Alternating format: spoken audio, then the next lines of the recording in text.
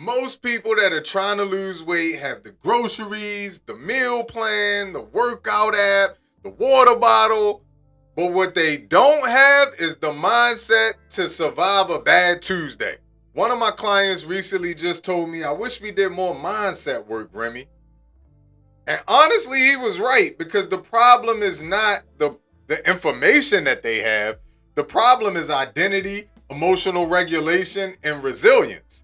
I'm Remi Roy with Make No Excuses Fit Camp. I help people who are over 30 lose 30 pounds or more. And today I'm going to tell you why you could potentially not be getting the success you want in your weight loss journey. And it has nothing to do with your diet. All right, tip one, stop thinking like a dieter and start thinking like an athlete. I don't care whether you play a sport or not. That's not the point here. The point is the mentality. See, when you're a dieter, you're thinking, how can I lose weight quick? I got to get these 5 pounds off by Tuesday, or I need to get this done tomorrow. That mentality is pressure, is stress, is cortisol. When you're an athlete, you're not worried about tomorrow. You're playing a long game. What things can I do every day to set me up for success? That's what you want to be asking yourself. So you'll develop a plan around the long game. So it's not a short-term success that you're looking for. It's long-term success. You start asking yourself, what habits that I have build the performance that I'm looking to get to? So this is where a good book like Atomic Habits comes into play, because that's a long game thinking. But when you're thinking like a dieter, you're only thinking about today, tomorrow. And that doesn't get you that long-term consistency that you need to get the results that you're actually looking for. So essentially, like if you're over 30, you got to stop thinking about a 30-day crash mission where you see people with all the 20-day challenges, 7-day reset. You can't reset shit in 7 days. Now, if you're using that as a jump start for a long-term transition, I'm not against that. But most people think in 7 days, my entire life will change. You can start something for 7 days, and I don't want to put a limitation on it. I'm sure somebody's life has entirely changed in 7 days. But I believe in setting yourself up for success. And success means I'm going to do something over a long period of time consistently, and over time, I will become the person who naturally does that. It becomes my natural life. So don't think short term when you're thinking of your diet. That in and of itself is setting yourself up for failure. Think like an athlete, long-term progression. Essentially, you don't need more willpower. You need a long-term horizon. So put that into effect. Once you stop rushing and stop panicking, your cortisol levels can come down. And honestly, that changes everything in your process. All right, tip number 2. This is something that I see a lot. You got to stop connecting your identity to the scale. Disconnect the two. You are not the scale. The scale is not you. Whatever that number says, that's not who you are. That's a reflection of your past activities. Typically, I would say something here like, I don't want to be woo-woo, but I do, honestly, because it's the truth. You have a subconscious mind. Let's not go deep into the woods. There's 1,000 videos on YouTube about that you can go watch. But at the end of the day, I need you to understand that most of your actions and thoughts are on autopilot.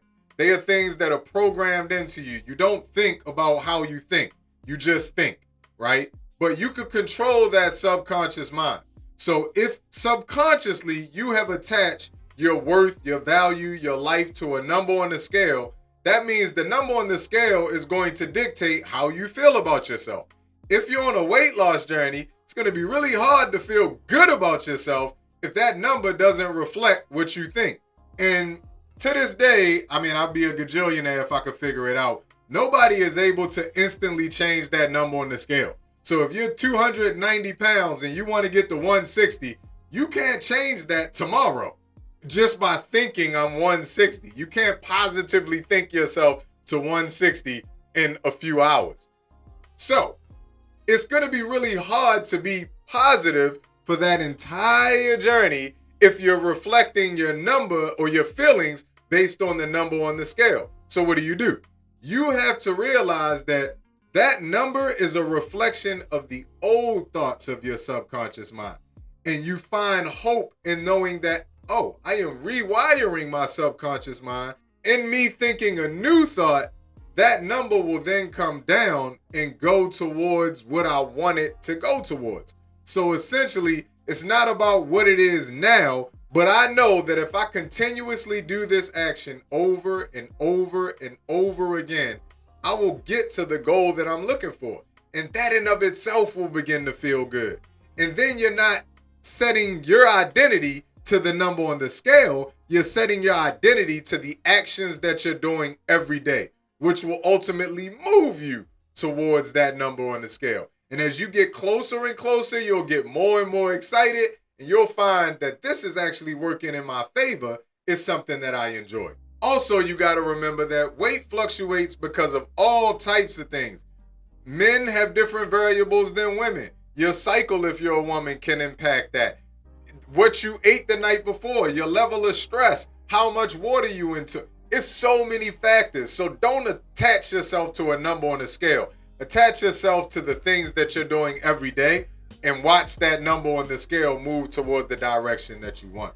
You gotta believe. All right, the last tip that I want to leave you with, because I don't want to be super long-winded. I want to get in and get out. Hit y'all with the facts. Let you go and live your life. Tip number 3, you have to expect resistance. Real quick story. I used to be in the Air Force. Don't ask me why I had a fear of flying and I joined the Air Force. One of the biggest things that helped me get over my fear of flying was when I watched the video with Mel Robbins, shout out to her, and she said something to the effect of, when you get on a plane, you need to expect turbulence. Turbulence was the thing that used to make me spiral because I would feel like, oh my God, the plane's in the air. It's going to fall out of the air because we hit a bump. Even though I knew flying was the safest way to travel, I never expected or anticipated turbulence. So when I would get on the plane and experience it, my natural reaction would be to spiral out of control and go to doom and gloom. But when she said that, I was like, wait a minute. Turbulence is a part of flight. So I began to prepare myself before I even got on the plane. I started studying what is turbulence and realized the plane is like being stuck in a bowl of Jello. Even if the Jello moves, the bowl, whatever's in the bowl of Jello, doesn't fall out of the bowl of Jello. That's actually damn near impossible. That little bit of information and that mindset shift allowed me to take 6, 8, 10-hour flights. Now, I don't have that same issue. I don't love flying, but I don't fear it. I don't mind getting on a plane to go anywhere in the world that I want to go. What the hell does that have to do with weight loss, Remi? If you expect turbulence, resistance, a hard day, then you can plan ahead of time for it. Expect boredom. Yes, you're going to get tired of doing the same things over and over again. There's a workaround for that. But if you anticipate it, it's not the end of the world. Yes, you're going to want comfort food. You're going to see your friends eating all the bullshit you used to eat, and you're going to say, oh man, I wish I could just have some ice cream.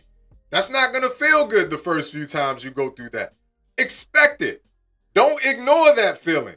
Deal with it. Deal with it before you start your journey or before you get deep into the woods, and then you can do something about it. Yes, you're going to get stressed at work. Your kids are going to stress you out. Life is not going to stop because you're on a weight loss journey. All of that shit is still going to be there. What are you going to do about it is the question.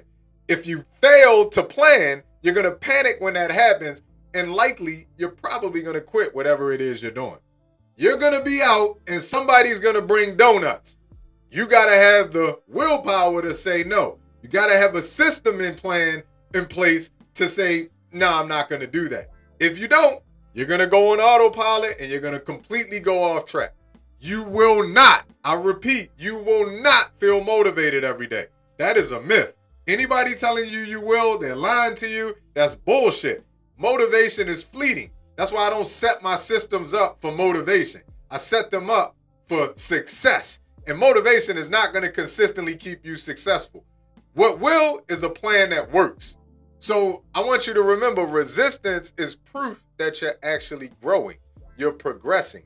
Nothing grows without resistance. When you're facing that resistance, you're going through a trial, you're going through a struggle, you're going to come out on the other end better than what you went in for. But you have to go through it to get to it. So wrapping all this up, basically weight loss is not really a nutrition plan for most people. It's really like a thinking problem. It's that you haven't set up your mind in a manner to actually do the things that are necessary. This is why I don't personally, as a nutritionist and a personal trainer for over 2 decades, I don't fear ChatGPT. A lot of people in my field are like, oh man, we're going to get replaced because ChatGPT could just give people a workout and a nutrition plan. I encourage it. Go on ChatGPT, because what you can't teach from ChatGPT is how the hell to implement all that. I could give you the best plan on earth, but if you don't know how to implement it and you don't have the mental structure to do those things, you're not going to stick with it. This is the reason why people win the lottery and then go broke weeks, months, years later, because they didn't have the training to handle all of this money that they got access to. So if I flood you with a bunch of information and you have no system to put it in practice, that shit is not going to work. I'm not trying to be a doom and gloom guy. I'm not trying to strike fear in you. I'm trying to be honest. I've been doing this for 2 decades. I lost 100 pounds twice my damn self. I know the struggles. I know the journey. You have to have a system in place that will get you where you want to be. And if you don't have the system right, you're going to fail. But even with the system, you have to have the mindset to actually carry out and do what's in the system. And if both of those things aren't together, I promise you that shit won't work. And I want it to work for you. So if you need help with that, if you're truly struggling and this is not making sense to you and you're like, man, I understand, but I just can't get it together, please reach out to me, send me a DM, follow me on Instagram and TikTok for more videos like this, but I'm here to help. I'm not here to fear you to death or scare you to death like a lot of these influencers do. I see so much of that on TikTok, YouTube, and all these socials. I could do all that. I don't care. I used to do content like that. I don't want to. What I want to do is educate and teach people how to get to the results that they're looking for in a genuine and digestible manner. I'm not trying to hit you with a bunch of technical jargon. I went to school for that. I know all those words. None of that shit means anything because you won't get it. So I want to give you something that's palatable, easily digestible, and understandable. If you have questions and if you made it this far, leave in the comments. It made sense to me with a kiwi emoji. I love kiwi. That's why I always use that emoji. I appreciate you for checking out the channel and share this with somebody who you think could benefit, because weight loss is a very personal thing. And a lot of people don't like to talk about it. So this is a soft landing to just send them a video like, hey, I saw this. Maybe you might be interested. I hope these tips were helpful. Please press subscribe, like, and share the content with people who could find it valuable. Y'all be safe. I love you. God bless.